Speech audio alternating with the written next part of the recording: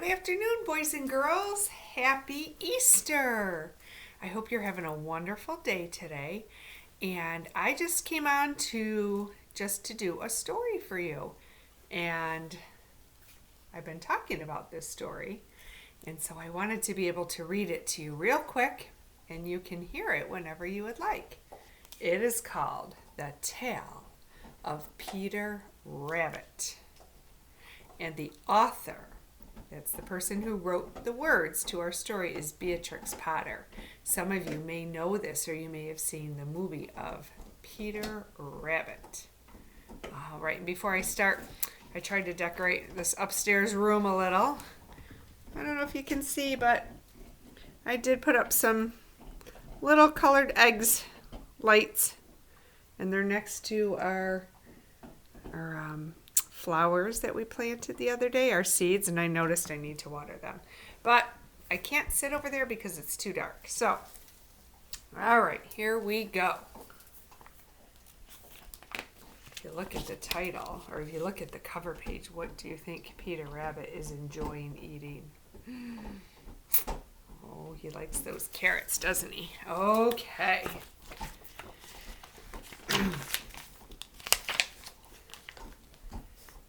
Once upon a time, there were 4 little rabbits, and their names were, get them out here for you, Flopsy,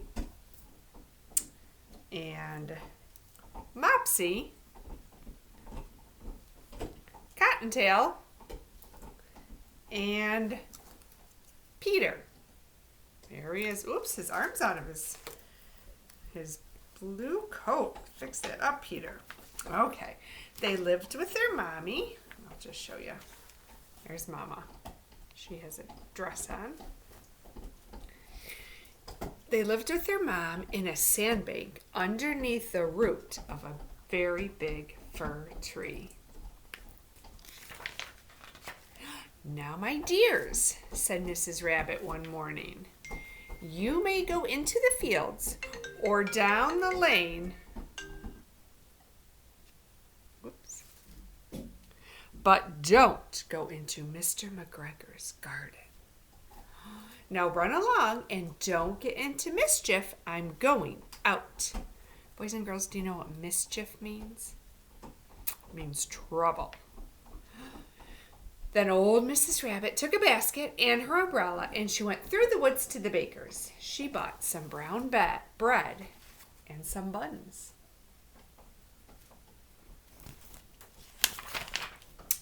Well, now Flopsy, Mopsy, and Cottontail, who were very good little bunnies, went down to the lane to gather blackberries. Who did not go? Peter Rabbit. But Peter, who was very naughty, he ran straight away to Mr. McGregor's garden and squeezed under the gate.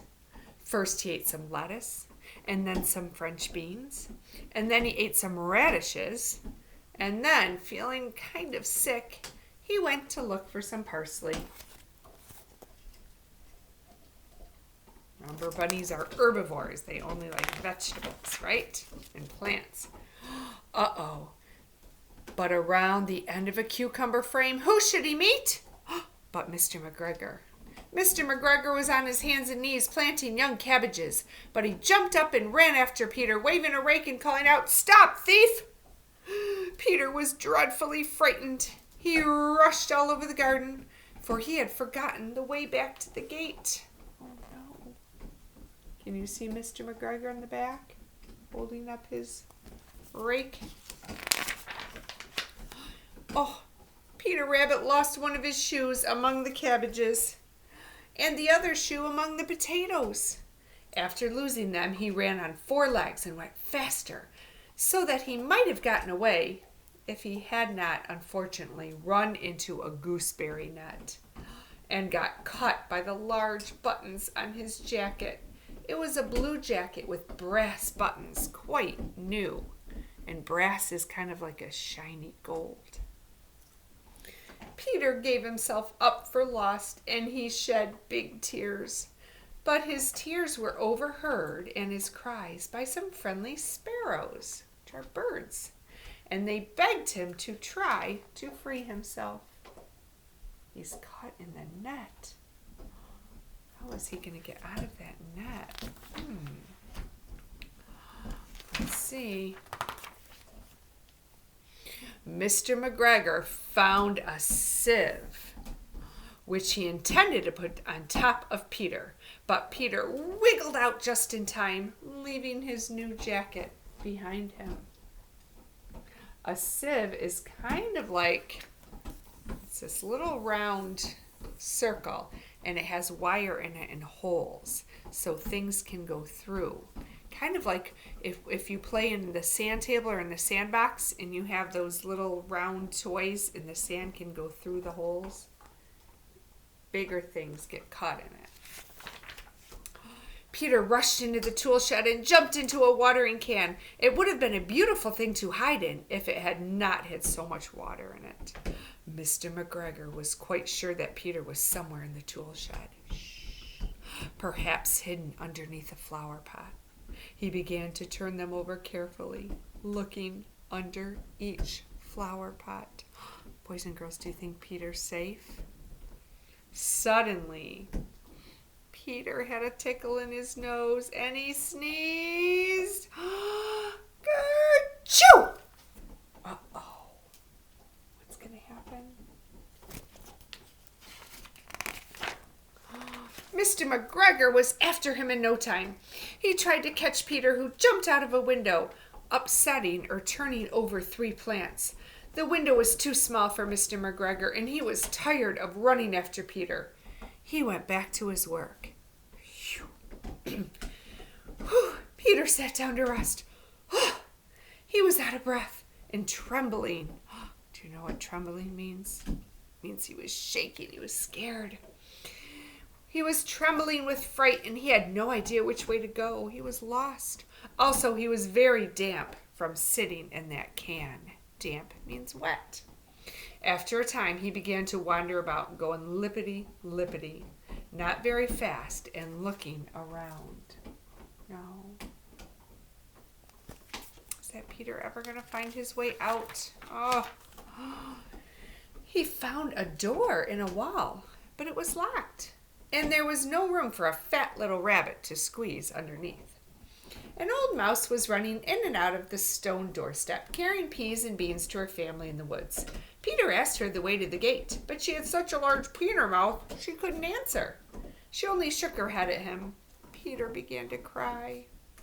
Then he tried to find his way straight across the garden, but he became more and more puzzled or confused. He came to a pond. A white cat was staring at some goldfish. She sat very, very still. But now and then the tip of her tail twitched as if it was alive. Peter thought it best to go away without speaking to her. He had heard about cats from his cousin, little Benjamin Bunny. So he doesn't want to go near the cat. I wonder why. He went back towards the tool shed, but suddenly, quite close to him, he heard the noise of a hoe. That's a garden tool. Scritch, scratch, scratch, scritch. Peter scuttered, and went underneath the bushes. But soon as nothing happened, he came out and climbed upon a wheelbarrow. Wheelbarrow. What letter is that? W. And peeped over. The first thing he saw was Mr. McGregor hoeing some onions. His back was turned toward Peter, and beyond him was the gate. Oh no, boys and girls. There's the gate. Can you see it? He has to get to that gate. Ooh, but what is in his way? You guessed it, Mr. McGregor. What would you do if you were Peter? How would you get to that gate without Mr. McGregor noticing you? Oh, I wish we were together. You boys and girls always have such great ideas and great plans. I wonder what he could do. Let's think. Let's see, you ready? See if maybe your idea was what Peter did. Peter got down very quietly off the wheelbarrow and started running as fast as he could go along a straight walk behind some blackberry bushes. Mr. McGregor caught sight of him at the corner, but Peter did not care. He slipped underneath the gate and was safe at last in the woods outside the garden. Phew! Mr. McGregor hung up the little jacket and the shoes as a scarecrow to frighten the blackbirds. He got away, friends. So he was quick and he was quiet. Remember, he has those long legs for running. Thank goodness for those long feet. Peter never stopped running or looking behind him until he got home to the big fir tree. He was so tired that he flopped down upon the nice soft sand on the floor of a rabbit hole, and he shut his eyes. His mother was busy cooking. She wondered what he had done with his new clothes. It was the second little jacket and pair of shoes that Peter had lost in 2 weeks. Boys and girls, that makes me think that this was not Peter's first adventure. I think he's been into trouble before. What do you think? That evening, Peter did not feel well. His mommy put him to bed and made some chamomile tea. She gave a dose of it to Peter. 1 tablespoon to be taken at bedtime, she said. But Flopsy, Mopsy, and Cottontail, who were good little rabbits, had bread and milk and blackberries for supper.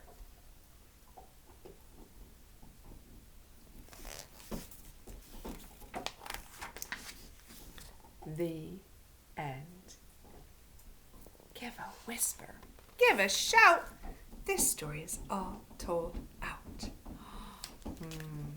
So boys and girls, do you think that next time Peter Rabbit will listen to his mommy so he doesn't get into so much trouble like his Flopsy, Mopsy, and Cottontail brothers? I don't know. I sure hope so. I hope you enjoyed our story of Peter Rabbit. And I hope you boys and girls have a very happy Easter. And I will see you again on the video tomorrow for our Letter of the Week lesson. Bye-bye.